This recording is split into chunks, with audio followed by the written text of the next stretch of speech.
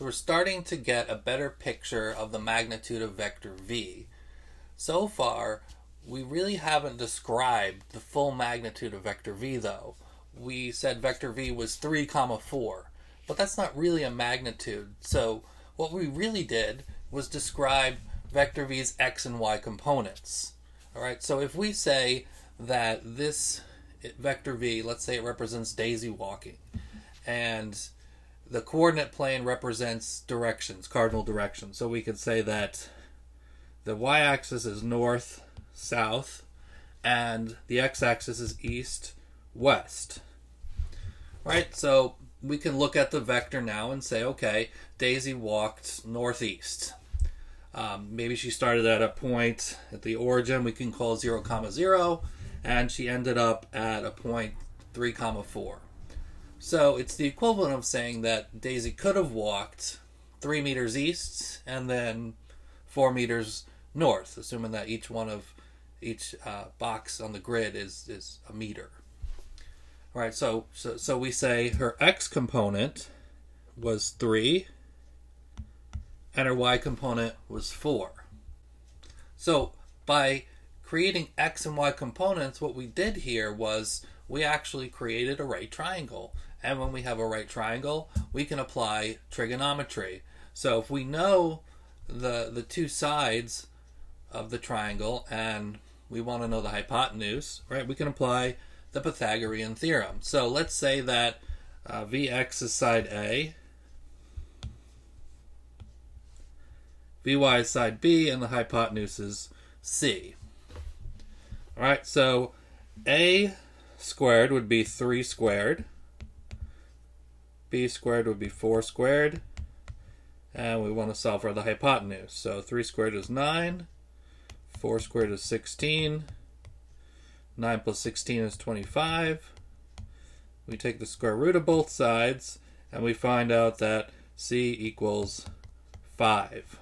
All right, so what can we say here now? Now we really have a magnitude of vector v. We could say that Daisy walked 5 meters, all right? 3, 4, we say she walked 3, 4, what does that mean? Nothing. But to say she walked 5 meters, now we have some meaning. All right, so now we could say she walked 5 meters in the northeast direction. Okay, so let's now look at how do we describe better her direction. So the direction she walked, we described with unit vectors before, saying 3i hat plus 4j hat. But again, that doesn't really have a whole lot of meaning as far as the direction. So a more common way to describe an object's direction is with an angle. So we now know that she walked 5 meters in the northeast direction.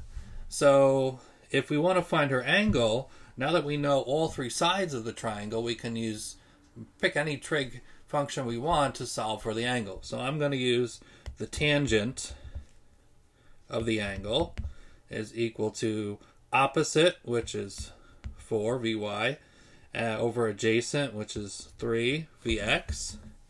All right, and then 4 over 3 gives us 1.3, and we take the inverse tangent of that, and we get 53. So basically, the angle is 53 degrees.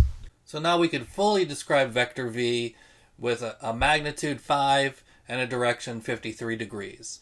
In terms of our story of Daisy walking, we can say that she walked 5 meters in a direction 53 degrees north of east. Now sometimes we know a vector's magnitude and direction, but it's useful to break it up into its component parts. So let's look at vector v here. We're given that it's 24 at an angle of 30 degrees. So if we want to find Vx, right, we can apply our trig again.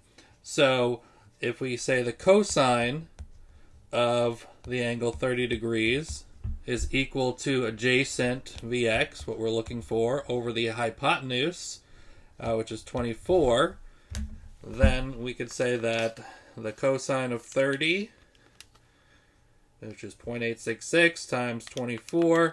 That gives us about 21. All right, so we could say it's about 21.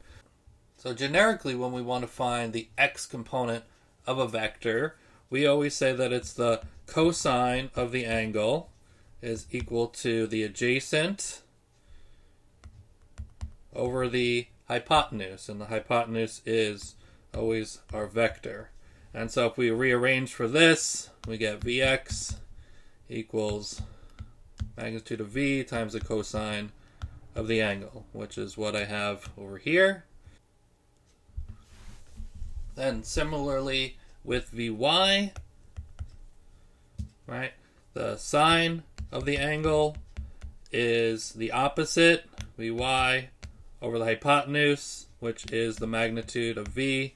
And rearranging to solve for Vy, we find that it's the magnitude of the vector V times the sine of the angle.